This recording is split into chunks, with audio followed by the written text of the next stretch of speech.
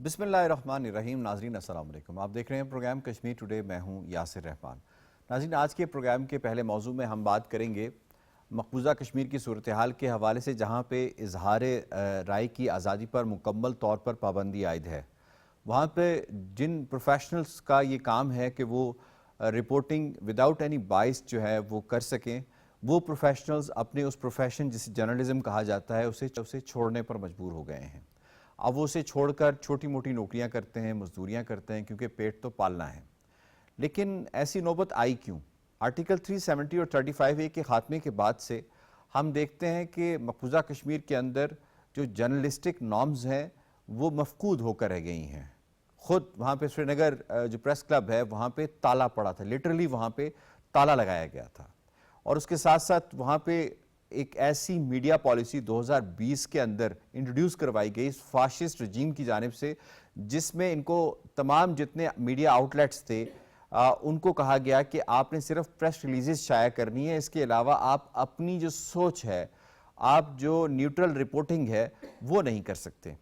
اس کے اوپر انٹرنیشنل جو ادارے ہیں ہیومن رائٹس کے, انہوں نے کافی رپورٹس شائع کی, جس میں RSF جو ہے ایک جرنلسٹک باڈی آپ کہہ سکتے ہیں اس کی, ان رپورٹرز وداؤٹ بارڈرز, انہوں نے اس کے اوپر بہت گہرائی میں بات کی اور مقبوضہ کشمیر کی صورتحال کو بلیک ہول قرار دیا.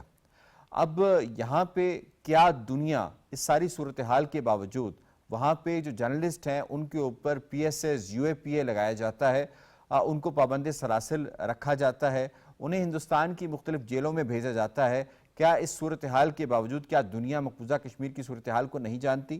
تو جواب یہ ہے کہ یہ سچویشن جو ہے وہ ایگریگیٹ ہو کر دنیا کو زیادہ تر مقبوضہ کشمیر کی صورتحال کے حوالے سے بتا رہی ہے, کیونکہ خبر وہاں سے سمگل ہو کر باہر جاتی ہے.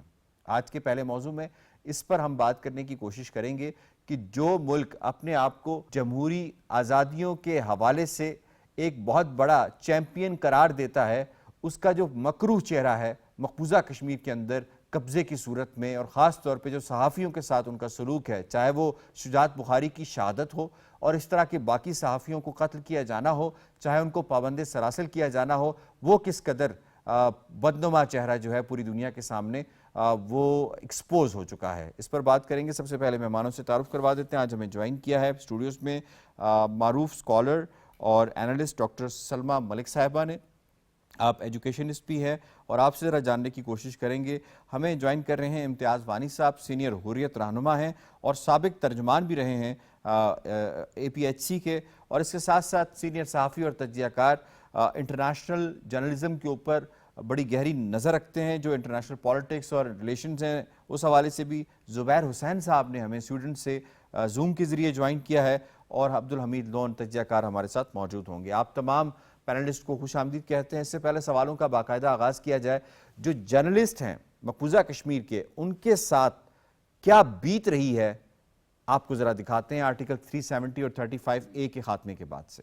ہم آج یہاں پہ جمع ہوئے ہیں تاکہ یہ گورنمنٹ سے یہ کہیں کہ they should end this blockade, they should end information crackdown ڈاؤن, دے شوڈ اینڈ کمیونیکیشن. صحافت کی جو سچ آواز ہے, جو ہم نے 1990 سے لے کر آج تک جو عوام کے سامنے ہم نے ہمیشہ رکھی, اور ہر لحاظ سے جو یہ نیو میڈیا پالیسی ہے اس میں بہت سارے قوانین جو ہے وہ سخت ہے. ہم چاہتے ہیں کہ جو یہ نیو میڈیا پالیسی ہے اس کو امینڈمنٹ کیا جائے, ختم کیا جائے, تاکہ یہاں کی جو عوام کی آواز ہے, کشمیری آواز, جموں کشمیر کی جو سچ کی آواز ہے, عوام کی آواز, اس کو ہم عوام کے سامنے رکھیں. بینگ ایز اے جرنلسٹ ہم نے کیمرہ دکھایا, تھنکنگ آف دس تھنگ کہ یہ پیلٹ فائر نہیں کرے گا, کیونکہ جینوینٹی ہم کام کر رہے ہیں, we are on duty.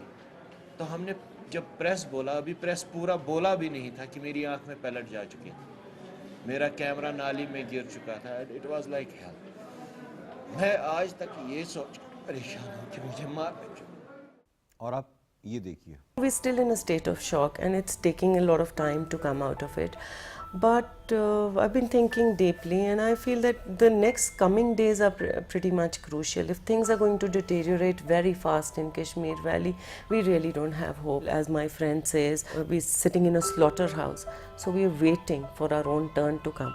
And or we just, go into silence We have seen a trend of journalists being intimidated, they're being harassed, they're being beaten up. I was personally beaten up once for doing a story while I was covering a spot in Srinagar. And I think it's very unfortunate, rather than reporting what's happening on the ground, given the situation, given the crisis here. Journalists are themselves becoming stories. Journalists within themselves joke about it, that who will be the next to get summoned.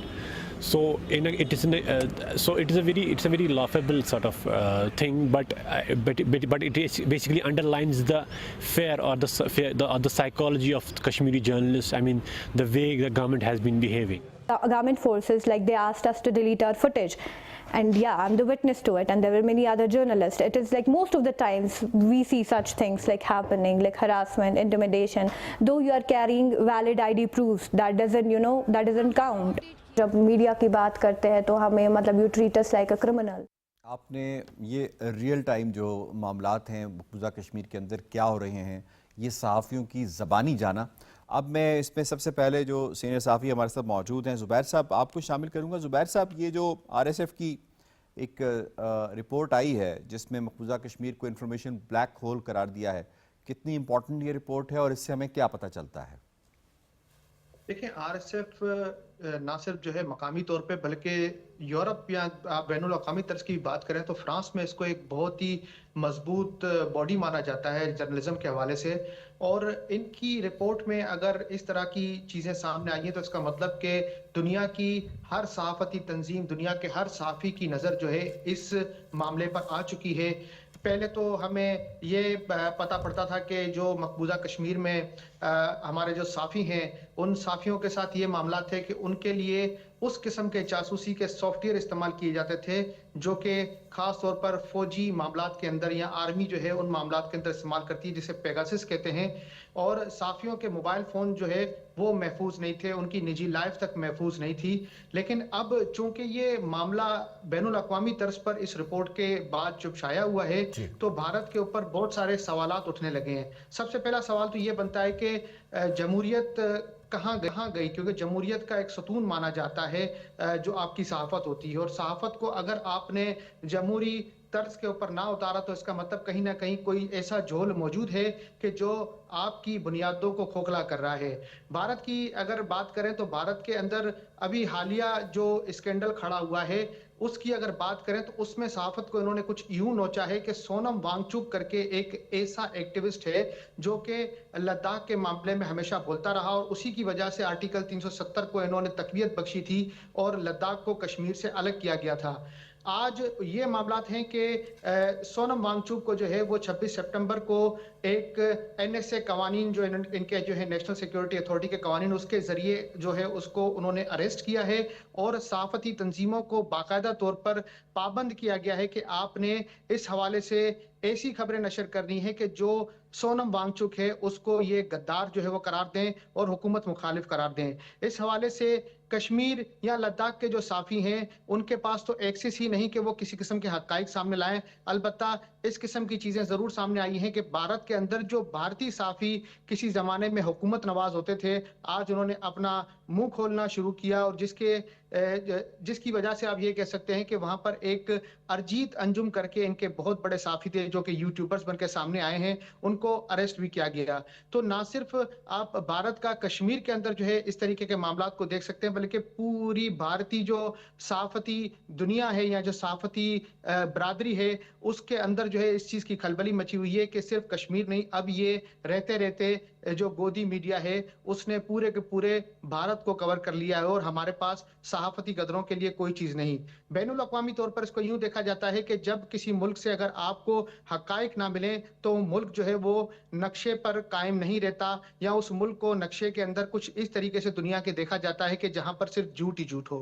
तो मैं ये कह सकता हूँ कि RSF की ये जो रिपोर्ट है वो बिल्कुल एक खुला फलंदा है कि जिसके अंदर भारत का मकरू चेहरा खुल के सामने आया है। ठीक है डॉक्टर सलमा साहिबा, मैं आपको इसमें इन्वॉल्व करूँगा। ये फरमाइएगा कि एक सहाफ़त मकबूजा कश्मीर में इस वक्त वो क्यों जुर्म बन चुकी है, और जो सहाफ़ी हैं मकबूजा कश्मीर के जो रिपोर्टिंग करना चाह रहे थे वो ये प्रोफेशन छोड़कर क्यों जा रहे हैं? सबसे पहले ये कि जी सहाफ़ी क्यों उनको टारगेट किया जा रहा है। सहाफ़ी जो है they are a window of Kashmir to the rest of the world. اور اس میں جو سب سے بڑی چیز ہے وہ یہ ہے کہ ینگ صحافی ہیں, ان لوگوں کو کوئی ان کے اوپر آئیڈیالوجیکل بیگیج نہیں ہے جس کا الزام لگاتے رہے ہیں, اور ان کے ہاتھ میں قلم کی طاقت ہے, بندوق کی طاقت بھی نہیں ہے, قلم کی طاقت ہے, اور یہی قلم ان کے لیے سب سے بڑی بندوق ہے. اور اس بندوق کو لے کے یہ حق سچ کی بات کر رہے ہیں, بھارت کا جو مکروہ چہرہ ہے اس کو بے نقاب کر رہے ہیں. اور اس چیز کو کرب کرنے کے لیے, اینڈ پرائمرلی بیکاز خاص طور پہ 2019 کے بعد, اس سے پہلے بھی یہ نہیں ہے کہ صحافیوں کو ٹارگٹ نہیں کیا جاتا تھا, 2019 کے بعد تو بہت سسٹمیٹک ہو گیا ہے. انٹرنیٹ کے اوپر جو پابندی ہے, اوور آل جو ایک پورا میڈیا بلیک آؤٹ تھا, تو وہ ساری اسی لیے تھی کہ باہر کی دنیا میں یہ خبر نہ پہنچ سکے کہ کشمیر کے اندر ہو کیا رہا ہے. اور یہ بہت ساری جو پلاننگ ہے ہندوستان کو یا بھارت کو اسرائیل کی طرف سے دی گئی ہے کہ وہ صحافیوں کو کرب کریں. ابھی آپ دیکھیں کہ غزہ کے کانفلکٹ میں بھی صحافیوں کو چن چن کے مارا جا رہا ہے. تو اسی قسم کی اپروچ مقبوضہ کشمیر میں بھی بھارت نے اپنائی ہے, تاکہ اس کی جو گناہ ہیں اور اس نے جو وہاں لوگوں کے ساتھ بے ایمانہ سلوک کیا ہے, قتل کیے ہیں, فورس ڈس اپیرنسز ہیں, بہت کچھ ہے جو کہ مقبوضہ کشمیر میں ہو رہا ہے اور لوگوں کو پتہ نہیں چل رہا, تو وہ سب کے سامنے کھل کے سامنے آئے. ٹھیک ہے امتیاز وانی صاحب, میں آپ کو اس میں شامل کروں گا. مقصد تو یہی ہے نا کہ جو حقائق ہیں, ہیومن رائٹس کی وائلیشنز ہیں, وہ ان صحافیوں کے راستے دنیا کو پتہ نہ چلے. کیا 2019 سے لے کر آج تک, یعنی 2025 اب اختتام کی طرف جا رہا ہے, کیا آج تک ہندوستان اپنی اس پالیسی میں, وہ نئی میڈیا پالیسی پہ لے کر آئے, کیا اس میں کامیاب ہوئے ہیں؟ کیا واقعی دنیا اس وقت مقبوضہ کشمیر میں جو کچھ ہو رہا ہے اس کے بارے میں نہیں جانتی؟ مقبوضہ کشمیر کے آپ دیکھیں نا, وہاں آزادی رائے پہ تو بالکل پابندی ہے. اور دوسری بات یہ ہے, جس طرح آپ نے بات کی ہے کہ وہاں پر جو ہے انٹرنیشنل جو میڈیا ہے وہ تو سب کچھ ان کے نالج میں تو ہوتا ہے, کہیں نہ کہیں سے تو خبر آ جاتی ہے. مگر آپ دیکھیں اس سے پہلے بھی جو ہے, آپ نے یہ بھی RSF کی بات کی, جو انہوں نے جو رپورٹ شائع کی ہے, اس سے پہلے بھی اقوام متحدہ میں ہے انسانی حقوق کونسل, انہوں نے ایک رپورٹ دی تھی اقوام متحدہ میں, جس کی وہ ارینا خان وہ کر رہی تھی صدارت. اس نے وہاں پر کہا تھا کہ مقبوضہ کشمیر میں جو ہے جو صحافیوں کے ساتھ سلوک کیا جا رہا ہے, وہاں آزاد حق بولنے کا کسی کو نہیں ہے. آپ دیکھیں سوشل میڈیا پہ کوئی بول نہیں سکتا ہے, یا سوشل میڈیا پہ کوئی بات نہیں کر سکتا ہے. اگر کوئی بات بھی کرے یا کوئی لکھے بھی, کوئی سچ بھی لکھے, تو اس کو جو ہے پبلک سیفٹی ایکٹ کے تحت گرفتار کیا جاتا ہے. اسی طرح وہاں پر کس طرح کشمیر والا کے جو ہے فہد شاہ صاحب, اسی طرح جو ہے معراج ملک صاحب, کشمیر والا کو تو بند کر دیا گیا, بند کر دیا تھا. میں نے کہا ان کو گرفتار کر کے جیلوں میں نظر بند کر دیا.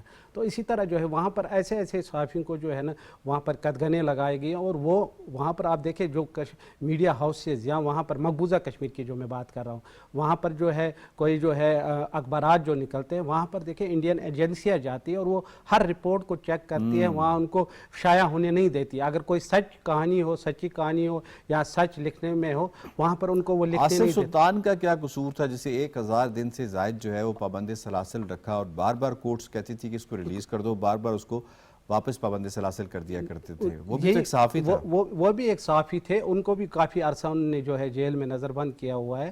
اور دوسری بات یہ ہے کہ پچھلے دنوں کی بات ہے, کچھ دن اس سے صرف برہان مظفر وانی کے حوالے سے فیکٹ دنیا کو بتانے کی کوشش کی تھی. اس سے پہلے بھی کچھ دن پہلے کی بات ہے, ایک صحافی نے اس پہ فیس بک پہ کشمیر کے حوالے سے ایک انسانی حقوق کے لیے ایک چھوٹی سی رپورٹ دی تھی, تو اس کو جو ہے انہوں نے اٹھا کے نظر بند کر دیا ہے.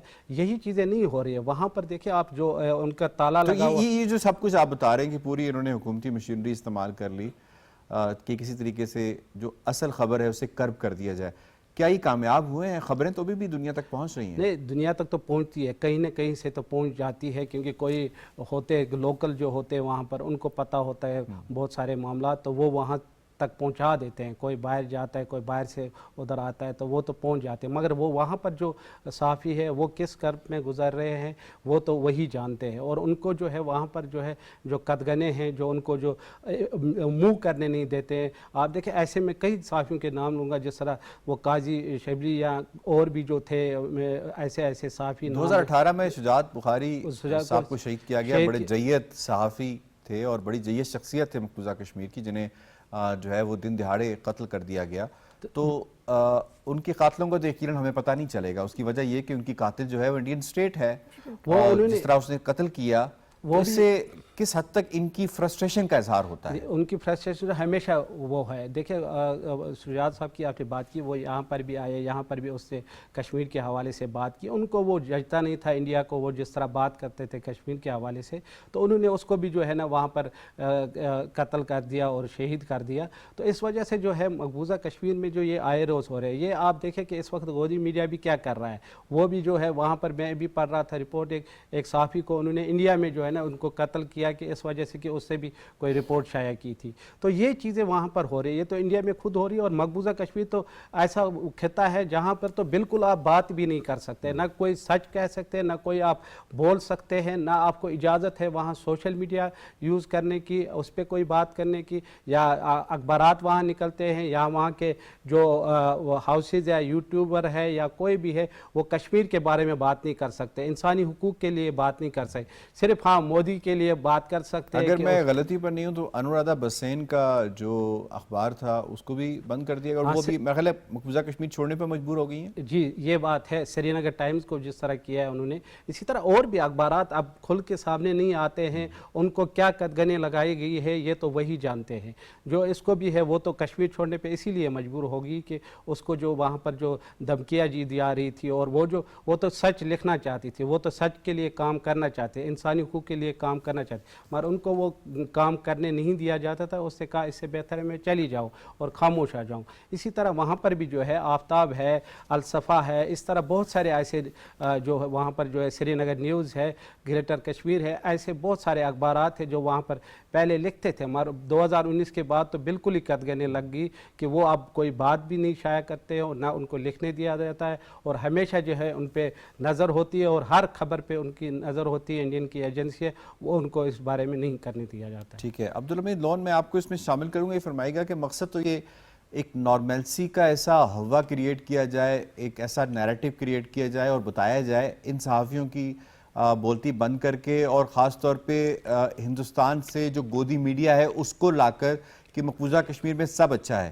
کس قدر دنیا یہ بات جان چکی ہے کہ مقبوضہ کشمیر میں جو نارملسی کا انہوں نے ایک ڈھکوسلا ایک بنایا تھا, وہ سارا کا سارا ایک فارس تھا جو ختم ہو چکا ہے, جو ٹوٹ چکا ہے. کس حد تک ناکام ہوئے ہیں اپنی اس پالیسی کے اندر وہ؟ دیکھیں نارملسی کا یہ جو ڈھکوسلا ہے اور نیا کشمیر کا جو ڈنڈورا پیٹا جا رہا ہے, یہ سارا ڈھونگ ہے, اس میں کوئی حقیقت نہیں ہے. جہاں پر اپنے گناہوں کو چھپانے کے لیے اور انسانی حقوق کی جو خلاف ورزیاں ہو رہی ہیں اس پہ پردہ ڈالنے کے لیے صحافت کا وہاں گلا ہی گھونٹ دیا گیا ہے. اور وہاں پر جو بندشیں ہیں, جو قدغنیں ہیں صحافیوں پہ, وہ بین الاقوامی تنظیموں نے اپنی رپورٹس کے اندر اس چیز کو شائع بھی کیا ہے, اور ہندوستان کو تنقید کا نشانہ بھی بنایا گیا ہے. تو وہی ہندوستان ڈٹائی کے ساتھ جس طرح سے مسئلہ کشمیر کو دنیا کی طرف, دنیا کو اس کی تصویر دکھا رہا ہے, میں سمجھتا ہوں کہ یہ اس کی ناکام پالیسیاں ہیں. یہ اس کا سہارا جو ہے وہ ایک ایسا ناکام خواب ہے جس میں اسے کبھی جو ہے نا وہ کامیابی نہیں ملے گی. حقیقت کو چھپایا نہیں جا سکتا ہے. ہندوستان اس وقت کشمیر کے اندر, جہاں پر آپ میرے ساتھ نے بات کی, درجنوں صحافی ہمارے اس وقت بادل سلاسل ہے, اور حق لکھنے کی وہاں کسی کو اجازت نہیں ہے.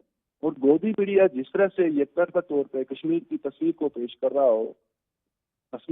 ہے, میں سمجھتا ہوں کہ گودی میڈیا کی یہ جو ہے نا ایک ایسی پالیسی ہے جو تواتر سے وہ جاری رکھتے ہوئے ہے. تو وہی میں سمجھتا ہوں کہ مودی سرکار کی سرپرستی میں کشمیر کے اندر جو بھی کچھ ہو رہا ہے, اس میں اگر آپ دیکھیں بین الاقوامی تنظیموں نے جو رپورٹ جاری کیا, اس انسانی حقوق کی جو تنظیم ہے انہوں نے کیا لکھا ہے اس پہ, تو بہرحال ہندوستان اس وقت بے لگام گوڑی کی طرح کشمیر میں دوڑ رہا ہے. وہ حقائق کو چھپانا چاہتا ہے, وہ وہاں پر جو حق آواز ہماری ہے اس کو دبانا چاہتا ہے بزرگ طاقت بندوق کے زور پہ. اور جہاں اتنی بڑی فورسز میں, اتنی بڑی تعداد میں فورسز ہو, وہاں آپ خود اندازہ کریں کہ کس طرح سے ایک شہری آزاد پھر سکتا ہے, کوئی آزادی سے لکھ سکتا ہے. ہماری خواتین جس طرح سے بات کی, مسرت زہرا نے ایک خاتون کی رپورٹ جاری کی جو گاندربل سے ہے, اس کا ہسبینڈ اس کو فیک انکاؤنٹر میں مارا گیا تھا, وہ ڈپریشن میں شکار ہے, وہ قسم پرسی کی حالت میں. تو اس نے فیس بک پہ جب اس کو اپلوڈ کیا تو اس کو اٹھا لیا گیا, UAPA لگایا گیا. اسی طرح سے پیرزادہ عاشق کو آپ دیکھ لیں, معراج الدین کو دیکھ لیں, آصف کو دیکھ لیں, بہت سارے ایسے صحافی ہیں انسانی حقوق کے جو علمبردار ہے, سیاسی تنظیموں سے یا جو ہماری حریت کے لوگ ہیں ان کو گرفتار کیا گیا. خرم پرویز بالکل اتنی بڑی آواز ہے. اس طرح سے امروز پرویز کی آپ بات کریں, سول سوسائٹی سے جو وابستہ لوگ ہیں وہ بھی حق لکھنے پہ جو ہے نا اس وقت سلاخوں کے پیچھے ہیں. تو یہ نام نہاد جمہوریت کا وہ چہرہ ہے جو ایکسپوز ہو گیا ہے. تو ان جھوٹی خبروں سے, جعلی خبروں سے کشمیر کی حقیقت کو بدلا نہیں جا سکتا ہے. ہندوستان حقیقت کو تسلیم کرے اور جموں کشمیر کے عوام کو اپنا حق دلا دیتے. ٹھیک ہے زبیر صاحب, G20 کا جب اجلاس ہوتا ہے مقبوضہ کشمیر کے اندر تو اس میں جو انٹرنیشنل صحافی جاتے ہیں اس میں ایک بڑی معنی خیز تصویر دنیا کے سامنے ایک آتی ہے. یعنی ایک طرف پوسٹر کھڑا ہے اور اس کے بالکل پیچھے CRPF کا ایک جوان کھڑا ہوا ہے. تو کس حد تک وہ صحافی دنیا کو یہ بتانے میں کامیاب ہوئے ہیں, اور خاص طور پہ یہ بھی بتائیے گا کہ چاہے وہ BBC ہو یا وائس آف امریکہ, کیونکہ ابھی تو بند کر دیا گیا, لیکن جب وہ کام کر رہا تھا, یا DW کے حوالے سے ہم بات کر لیں, کس قدر ان کو ہراسمنٹ کا سامنا مقبوضہ کشمیر میں انڈین آرمڈ فورسز کی جانب سے کرنا پڑتا ہے جب وہ وہاں سے رپورٹنگ کرنے کی کوشش کرتے ہیں, چاہے وہ الجزیرہ ہو یا TRT ورلڈ ہو. جی دیکھیں, ابھی دنیا کو اس چیز کا علم ہو چکا ہے کہ بھارت میں اگر آپ نے صحافت کرنی ہے تو آپ نے وہ کہنا ہے جو بھارتی گورنمنٹ سننا چاہتی ہے. وہ اگر آپ ڈوچے ویلے کی بات کریں یا اگر آپ ایسے انٹرنیشنل آؤٹ لیٹس کی بات کریں کہ جو وہاں پر رپورٹنگ کرتے ہیں, کشمیر کے الیکشن کی بھی انہوں نے رپورٹنگ کی, تو انہوں نے کوئی نیگیٹو جو جیسچر تھا سوسائٹی کا نہیں دیا. حکومت کا جو نیگیٹو اس میں امپیکٹ تھا وہ نہیں دیا. فوج کا جو اثر و رسوخ ہے اس کو بیان نہیں کیا گیا. سمپل وہی بات کی گئی جو ان کو کرنے کی اجازت دی گئی تھی. اور یہ فقط اس لیے کیا جاتا ہے کہ آنے والے وقتوں میں بھی جب ان کو کوئی رپورٹنگ کرنی پڑے تو وہ وہاں پر بلا شبہ جا سکیں اور ان کو جو ہے کسی قسم کے ویزا کی یا کسی قسم کی پابندی کا سامنا نہ ہو. تو جو انٹرنیشنل آؤٹ لیٹس کام کر رہے ہیں وہ بھی اتنا ہی کہہ سکتے ہیں جتنا ان کو اجازت دی جاتی ہے, یا جتنا بھارتی آرمی جو وہاں پر موجود ہے, بھارتی جوان جتنے بھی ہیں فورس کے, وہ جتنی اجازت دیتے ہیں اتنا ہی کہا جاتا ہے, اتنا ہی ریکارڈ ہوتا ہے. البتہ یہ چیزیں منظر عام پر آتی ہیں گائے بگائے سوشل میڈیا کے ذریعے, اور یہ وہی صحافی ہوتے ہیں جو چھپ کے کوئی فوٹیجز بناتے ہیں لیکن وہ اپنے آفیشیل چینلز کے ذریعے اس کو جاری نہیں کر سکتے, اور سوشل میڈیا پر وہ گمنام قسم کی ویڈیوز ہوتی ہیں یا گمنام قسم کی جو تحریریں ہوتی ہیں وہ گردش کرتی رہتی ہیں. تو اس کو اوتھینٹیکیٹ بنانے کے لیے ان کو اجازت نہیں دی جاتی کہ یہ بڑے بڑے آؤٹ لیٹس یا میڈیا کے جو بڑے بڑے ہاؤسز ہیں ان کو اجازت ہو کہ وہ کسی طریقے سے بھارت کا مکرو چہرہ بھی دکھائیں. تو آپ یہ کہہ سکتے ہیں کہ صرف اور صرف وہی چیز دکھانے کی اجازت ہے جو یا تو بھارتی سرکار چاہے گی یا بھارت کی فوج چاہے گی. جی صحیح ہے. میں ڈاکٹر صاحب آپ کو اس میں شامل کروں گا. یہ فرمائیے گا کہ اس وقت ایک ایسا انوائرمنٹ بنا ہے جس میں ہندوستان بری طرح سے ایکسپوز ہو چکا ہے. جو بھی اس نے اپنا چہرہ دنیا کو دکھانے کی کوشش کی, اس کو پریزیڈنٹ ڈونلڈ ٹرمپ سے لے کے یورپ اور یورپ سے لے کے ہم دیکھتے ہیں مڈل ایسٹ کے اندر بھی وہ پذیرائی نہیں مل رہی. تو کیسے پریشر بلڈ کیا جا سکتا ہے ہندوستان کے اوپر کہ وہ مقبوضہ کشمیر میں اظہار رائے کی جو آزادی ہے, خاص طور پہ یہ جو صحافی اپنا کام کرنا چاہتے ہیں ان کو اپنا کام کرنے دیں؟ کیا ایسی کو پاسبلٹی اس کرنٹ سینیریو میں بن سکتی ہے جو انوائرمنٹ کریٹ ہو گیا ہندوستان کے حوالے سے؟ جی بہت شکریہ. جی اس میں دو تین چیزیں ہیں. ایک تو یہ ہے کہ ہندوستان بے شک کمزور ضرور ہوا ہے اور اس کی پالیسیز جو ہیں وہ کھل کے لوگوں کے سامنے آئی ہیں, دنیا کے سامنے آئی ہیں. اس کی فلاڈ پالیسیز, اس کی ہیومن رائٹس وائلیشنز, اس کی کمزوریاں, اور جو اس نے اپنے آپ کو اوور سائز کر کے دنیا کے سامنے پریزنٹ کیا تھا, وہ ساری چیزیں بے نقاب ہوئی ہیں. ساتھ اس کے ایک دوسری چیز یہ ہوئی ہے کہ ہندوستان نے جو دنیا بھر میں, سب سے پہلے پاکستان میں اور پھر اس کے علاوہ دنیا کے باقی حصوں میں ایک دہشت گردی کا ٹھیکہ لیا ہوا تھا کہ جہاں دل چاہتا تھا وہ لوگوں کو قتل کروا دیتا تھا, سب کچھ کرتا تھا. تو وہ بھی بہت حد تک تمام ملکوں کی نظر میں آیا ہے, چاہے وہ عرب ممالک ہوں چاہے وہ ویسٹرن ممالک ہوں. بٹ اس کے ساتھ جو ایک امپورٹنٹ چیز ہے پوائنٹ کرنے کی کہ باوجود اس سب کے ہندوستان نے جو ایک بڑی ڈیپ روٹڈ اپنی ایسپیوناج کی ایک انڈسٹری جو اسٹیبلش کر رکھی ہے, وہ ایکسپوز ضرور ہوئی ہے, وہ مکمل طور پہ ختم نہیں ہوئی, اور وہ ابھی بھی اس طرح کی غلط چیزیں کر رہی ہے اور لوگوں کو ٹارگٹ بھی کر رہی ہے. ہیونگ سیڈ دس, ہندوستان کے ساتھ دینے کے لیے اسرائیل بھی بیٹھا ہوا ہے, تو یہ مل کے کارستانیاں کرتے ہیں اور شیطانی جو ہیں عمل کرتے ہیں.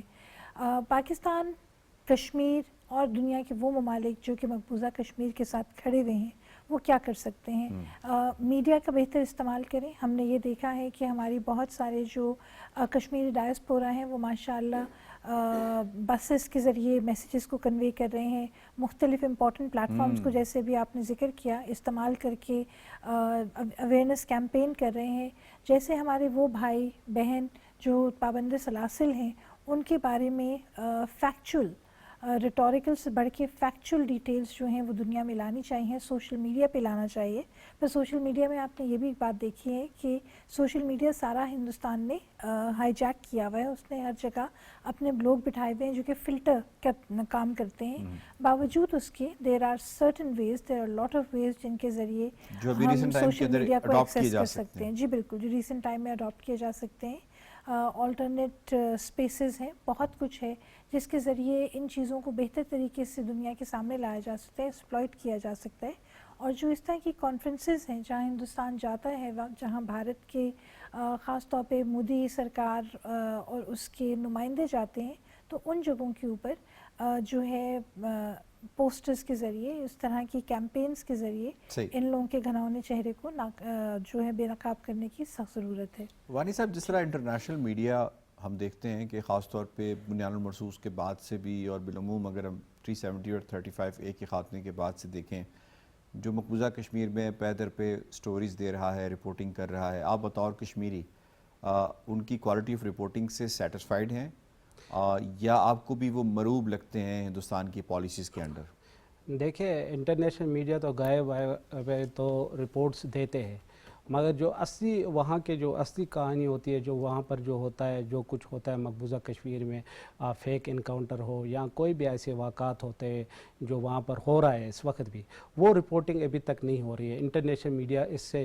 انڈیا سے مبرور تو ہوا, نہیں اس کو آپ کہہ رہے ہیں ایکسیس بھی نہیں ہے. دوسرا یہ بھی ہے کہ وہاں پر آپ دیکھیں نا, آپ کو وہاں پر جانے کی اجازت نہیں ہے کسی انٹرنیشنل میڈیا کو, اگر جائے گا بھی ایکسیس نہیں ہے. اور دوسرا اگر کوئی بھیج بھی دے گا انڈیا, وہ ان کا اپنا بندہ ہوگا, اس کے ساتھ فوجی ساتھ ہوتے, کچھ لوگوں کے جو ان کے ہے وہ پلانٹڈ لوگ ہوتے, ان سے انٹرویو کرا کے پھر واپس لاتے ہیں. تو وہاں پر جو ہے نا اتنی ایکسیس نہیں ہے کہ وہاں پر جو ہے وہ کسی سے بات کر سکے یا کوئی سچی کہانیاں ڈھونڈ سکے, یا جس طرح کے وہاں کے واقعات ہوئے ہیں. لیکن کشمیری تو بہت سمارٹ لوگ نہیں ہیں کہ انہوں نے جس کو بنیاد المرصوص کے بعد سے ہندوستان نے ایک آپریشن انفارمیشن آپریشن لانچ کیا مقبوضہ کشمیر کے اندر اپنے ہی گودی میڈیا کو بھیج کے, تو کشمیریوں نے باجماعت ہو کر, چاہے وہ چھوٹا ہے, بڑا ہے, خاتون ہے یا مرد ہے, انہوں نے ان کی جو یہ ایک پالیسی تھی, اسٹریٹجی تھی, اس کو بیک فائر کرایا. اس کو تو کرایا, اور انہوں نے تو بہت کوشش کی. انڈیا کا میڈیا جب وہاں ایک کافی تعداد میں وہاں پر جب مقبوضہ کشمیر میں داخل ہوا, تو وہاں پر انہوں نے بہت ساری کوشش کی کہ مقبوضہ کشمیر کے عوام سے پاکستان کے خلاف کوئی بات ہوا سکے یا کوئی بات کر سکے, مگر ان کو اس کا کرارا جواب ملا اور کسی نے ایسی بات نہیں کی. اور انہوں نے یہی کہا کہ آپ یہاں پر آئے تو ہے, مگر آپ کو یہ نہیں پتہ کہ مقبوضہ کشمیر میں انڈیا اس وقت کیا کر رہا ہے, اس کے بارے میں تو آپ کی بات کرنے کی ہمت نہیں ہوتی ہے, تو آپ یہاں پر پاکستان کی بات کر رہے ہیں. یہ آپ لوگ جانے نقشل میں ہم یہ کہہ سکتے ہیں کہ کشمیریوں نے اپنے راستے ڈھونڈ لیے ہیں, اپنی جو سچویشن اور صورتحال ہے اسے دنیا تک پہنچانے میں, چاہے وہ انڈین میڈیا کا ہی کیوں نہ راستہ اختیار کرنا پڑے. ایسا ہی ہے؟ جی ایسا ہی ہے, کیونکہ انہوں نے ایسا راستہ اپنایا جس سے کہ انڈیا میڈیا کو بھی بتانا پڑا کہ مقبوضہ کشمیر کے لوگ ہمارے ساتھ نہیں ہیں. ٹھیک ہے, آپ کا پوائنٹ آ گیا. ہمیں دوسرے موضوع کی جانب بڑھنا ہے. دوسرا موضوع امپورٹنٹ ہے. ہندوستان کو سفارتی محاذ کے اوپر پے در پے شکست کا سامنا تو ہے, لیکن اس کے ساتھ ساتھ اب جو معاملہ ہندوستان کو بنیاد المرصوص کے بعد سے اٹھانا پڑ رہا ہے وہ ہے اس کی معیشت کے میدان میں ابتری. یہی وجہ ہے کہ ہندوستان نے اس کو دیکھتے ہوئے جب امریکہ نے اس کے اوپر ریئلسٹکلی اس کے اوپر قدغنیں لگانا شروع کر دیں اور پینلٹیز لگانا شروع کر دیں, ٹیکسز لگانا شروع کر دیے, تو ہندوستان نے اپنا جو معاملہ ہے اس کو چین کی طرف بڑھانا شروع کر دیا. چین جو ہندوستان کو بہت پہلے بہت اچھے سے جانتا ہے, چین نے اس اپرچونٹی کو دیکھتے ہوئے بھی ہندوستان کو اسی کی اپنی اوقات میں رکھا اور اس کو پتہ ہے کہ ہندوستان کے عزائم کیا ہیں. لیکن معاملہ صرف چین اور امریکہ تک محدود نہیں ہوتا, معاملہ آگے بڑھتا ہے یورپ تک. یورپ کے ساتھ بھی ان کے معاملات اور نیگوسیشنز ٹریڈ کے حوالے سے جاری ہیں. جس پر یورپ جو ہے بہت حد تک نالا نظر آتا ہے، کیونکہ جس ہٹ درمی کا مظاہرہ یہ اس سچویشن سے پہلے کر رہے تھے، وہی ہٹ درمی ان کے پاس اب دینے کو کچھ نہیں ہے اس کا مظاہرہ کرتے ہوئے نظر آتے ہیں۔ اس پر جو یورپ کے سفیر ہیں انڈیا کے اندر، انہوں نے جو ٹریڈ ٹاکس ہو رہی ہیں EU کے درمیان اور انڈیا کے درمیان، اس کو ایک مسڈ اپرچونٹی کہا۔ اب اس کو مسڈ اپرچونٹی کیوں کہا، اور کیا اس محاذ پر یورپ کے ساتھ جو ٹریڈ ٹاکس ہو رہی ہیں اس پر بھی ہندوستان کو ناکامی ہونے جا رہی ہے، یہ سوال رکھیں گے اپنے پینلسٹ کے سامنے۔ جی ڈاکٹر صاحبہ، میں آپ کو اس میں شامل کروں گی، یہ فرمائیے گا کہ کس حد تک ہندوستان کو لیول کے اوپر شکست کا سامنا، بالخصوص ابھی جو یورپ کے ساتھ ان کی ٹریڈ ٹاکس ہو رہی ہیں، اور اس پر پبلکلی یہ بھی اس کی بھی امپورٹنس بتا دیجیے گا کہ پبلکلی ایک امبیسڈر کا آ کر یہ کہنا کہ یہ جو ٹاکس ہو رہی تھی، یہ جو اپرچونٹی تھی، ایک مسڈ اپرچونٹی ہے، اس سے ہمیں کیا پتہ چلتا ہے؟ جی اس سے بڑا کھل کے واضح ہوتا ہے یاسر کہ ہندوستان میں ایک ریزسٹنس ہے to act as a normal country, جو کہ باقی ممالک کے ساتھ قدم با قدم چل سکے۔ ہندوستان اپنی ہٹ درمی پہ قائم رہتا ہے، وہ یہ چاہتا ہے کہ ہر چیز اس کی مرضی کے مطابق ہو، اور جب وہ چیز مرضی کے مطابق نہیں ہوتی تو وہ کسی بھی پروسیس کو ڈیریل کرنے میں سب سے پہل کرتا ہے، بہت طریقہ اپناتا ہے، اور پھر اس کے ساتھ وہ وکٹم بن کے رونا دھونا بھی ڈال دیتا ہے کہ ہمارے ساتھ یہ زیادتی ہو گئی۔ جیسے اگر ہم مئی 2025 والا جو کرائسس ہے اس کو دیکھیں تو ہندوستان کے جو ایئر چیف ہیں وہ ایک ویڈیو میں ناچ رہے ہیں، اور اس کے بعد یہ کہا گیا ہے کہ جی یہ سیلیبریٹ کریں پاکستان کے 6 جہاز گرانے۔ آئی مین لائک حد ہوتی ہے غلط بیانی کی اور غلط بات کرنے کی۔ Exactly, so they seriously need to actually get a grip of reality کہ وہ جس ایک ببل اور ککون میں ہے، وہ ببل اور ککون بہت عرصے تک نہیں رہ سکتا، اور ان کا جو exposure one after the other تو وہ کھل کھل کے سامنے آ رہا ہے۔ اور ہندوستان کا جو ایک پیٹرن رہا ہے، جو کہ یورپ بہت بہتر طریقے سے جانتا ہے اور امریکہ کو بھی اس کے بارے میں بڑی طریقے سے معلوم ہوتا چلا جا رہا ہے، وہ یہ ہے کہ جب وہ نیگوشیٹنگ ٹیبل پہ آتے ہیں اور بہت اپنی وش لسٹ بڑی دکھاتے ہیں، اپنے ڈیپ پاکٹس دکھاتے ہیں، تو جب it comes to the time of execution تو اس وقت جو ہے انڈیا جو ہے وہ بیک اینڈ فورتھ ہونا شروع ہو جاتا ہے، اور اپنی ٹپیکل طریقے سے وہ جو بھارتی نوڈ ہے کہ ہاں بھی کرنی ہے اور نہ بھی کرنی ہے، اور جانے بھی نہیں دینا، نہ اگلنا ہے نہ نگلنا ہے، تو اس کی وجہ سے جو فرسٹریشن آتی ہے ٹریڈنگ پارٹنرز میں، یا جو بھی ان کے پارٹنرز ہیں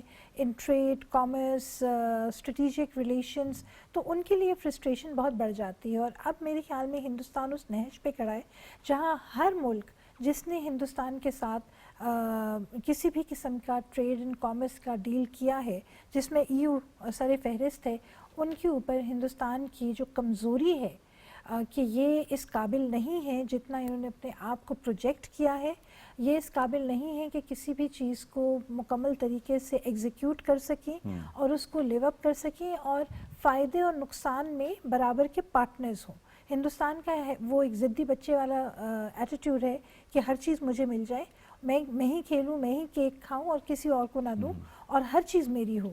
تو یہ چلے یہی رویہ میں رکھتا ہوں ذرا زبیر صاحب کے سامنے۔ زبیر صاحب، آپ یورپ میں ہیں، جو ماحول بنیان المرصوص سے پہلے ہندوستان کے لیے سازگار تھا، جس کی ایک ذہنی کیفیت میں ہندوستان شاید ابھی بھی مبتلا ہے، کس حد تک یورپ کے اندر اس کے حوالے سے ماحول بدل چکا ہے جس کا ہندوستان کو ادراک نہیں ہے یا وہ کرنا نہیں چاہتا، اور جس فری رائٹس کے لیے پہلے وہ مزے لیا کرتا تھا، اب وہ فری رائٹس اس کو اویلیبل ہیں کیا؟ دیکھیں، بالکل آپ نے بات صحیح کہی کہ جہاں پہلے ان کو جو فری رائٹس تھی وہ اب میسر نہیں ہے، وہی بھارت ہے، وہی ان کے مسائل ہیں، اور وہی جو ہے ان مسائلوں کو لے کے اب آگے یورپ نے جو ہے ان کو لال جھنڈی دکھانا شروع کر دی ہے، کیونکہ بھارت کی جو نزدیکیاں ابھی بڑی ہیں فوجی اور توانائی کے تعاون میں روس سے، وہ یورپ کو بڑے بری طریقے سے کھٹک رہی ہیں۔ بنیان المرصوص کے بعد بھارت نے جو ہے وہ روس کے ساتھ اپنے تعاون بڑھانے کی کوشش کی، اور یہی جو ہے ان کا سب سے بڑا جو ہے پرابلم کھڑا ہوا یورپ کے ساتھ ٹریڈ کا۔ اب یورپ نے کچھ ایسی شرائط ان کے سامنے رکھی ہیں کہ شاید بھارت جو ہے وہ اگلے 100 سال تک پورا نہیں کر سکتا۔ یعنی کہ سب سے پہلی بات انہوں نے رکھی ہے لا اینڈ ریگولیشن کی، लॉ एंड रेगुलेशन की बात करें तो उन्होंने ये कहा है कि क्योंकि आप लोगों के पास मजदूरों के हवाले से कोई खास कवानीन नहीं है, आप लोग मजदूरों की एक्सप्लॉयटेशन करते हैं, तो सबसे पहले तो आप वहां पर मजदूरों की एक्सप्लॉयटेशन बंद करें। यहाँ पर आपको मैं बताता चलूं कि चाइना की ट्रेड को खत्म करने के लिए यूरोप ने जो सबसे बड़ा वार निकाला था वो यही था कि चाइना के अंदर मजदूरों की एक्सप्लॉयटेशन होती है, और शीन नाम का जो ब्रांड था उसकी इस तरीके से यूरोप में तशहीर की गई कि हर बंदा जो है वो शीन की प्रोडक्ट से दूर भागता नजर आया। यानी कि उन्होंने कहा कि मजदूरों को जो है वो गलत इस्तेमाल किया जाता है, प्रोडक्ट्स ऐसी होती हैं कि जो एनवायरमेंटल फ्रेंडली नहीं होती, सस्टेनेबिलिटी नहीं होती उसके अंदर, और ऐसी मुजरस है चीजें जो है वो चाइना से आ रही हैं कि जो नुकसान पहुंचाएं। अब वही चीजें जो है वो उठा के इन्होंने जो इनकी इस वक्त ट्रेड की टॉक चल रही है उसी के अंदर डाली हैं कि आपके पास एनवायरमेंटल पोल्यूशन है, आपके पास जो सबसे बड़ा मसला है लॉ एंड रेगुलेटरी का है, सस्टेनेबिलिटी आपकी प्रोडक्ट्स के अंदर नहीं है, और यही वजह है कि जब तक आप इन तमाम चीजों को खत्म नहीं करते हमारे लिए आप सबसे बड़ा खतरा है। दूसरी जानिब उन्होंने पाकिस्तान का मुद्दा भी उन्होंने सामने रखा है कि देखें पाकिस्तान जैसा मुल्क जिसके लिए आप कहते हैं कि आप उनसे सुपीरियर हैं, उनको हमने जीएसपी प्लस दी है और वो इन तमाम मामलात में पूरा उतरते हैं। अच्छा। जो भारत की जो तिजारत का जो आप समझें कि मामला है उसके ऊपर एक बहुत बड़ा तमाचा है। भारत जो है वो बहुत ज्यादा हटदर्मी कर रहा है, खासतौर पे अगर बात की जाए उनकी ऑटोमोबाइल इंडस्ट्री की बात के ऊपर, यानी कि जो यूरोप की कारें हैं वो भारत के अंदर यूरोप चाहता है कि उसके ऊपर टैरिफ कम किया जाए ताकि उनकी जो कारें हैं वो भारत की मार्केट में आए। दूसरी तरफ भारत ये कहता है नहीं, ये हमारा मेड इन इंडिया जो है उसके ऊपर एक बहुत बड़ा मसला खड़ा हो जाएगा और हमारी जो ऑटोमोबाइल इंडस्ट्री है वो जो है वो कहीं कोने में और सर्द खाने में चली जाएगी। तो इस तरीके के तमाम तर जो मसाइल हैं वो उठ के यूरोपीय यूनियन के सामने आए हैं और उसको भारत कभी मीट अप कर ही नहीं तो सकता। जुबैर साहब, क्या यही वजह है कि हम देखते हैं कि मोदी हर दूसरी जगह पे जाते हुए यही तकरीर करते हुए नजर आता है कि मेड इन इंडिया को फरोग दें, कि दुनिया अब उसे लिफ्ट नहीं करा रही? बिल्कुल, जैसे मैंने आपको कहा कि वो यहाँ पर भी यही नारा मारते हैं कि हमने अपने मुल्क के अंदर मेड इन इंडिया का कॉन्सेप्ट जो राइज रखा हुआ है उसको हम और मजबूत करें और उसको दुनिया तक फैलाएं। जबकि अगर आप मेड इन इंडिया की बात करें तो सबसे पहले यहाँ पर इनकी चावल की पैदावार जो है उसके ऊपर सवाल उठना शुरू हो गए हैं कि गंगा जो है उसके अंदर इतना जहरीला पानी है कि आपकी काश जो है वो दुनिया के अंदर खाने के काबिल नहीं रही, और ये एक बहुत ही सीरियस मैटर उठ के चावलों का एक और प्रॉब्लम भी तो सामने आया था कि चावल हमारे होते हैं, ठप्पा अपना लगाते हैं और दुनिया को बेच रहे होते हैं।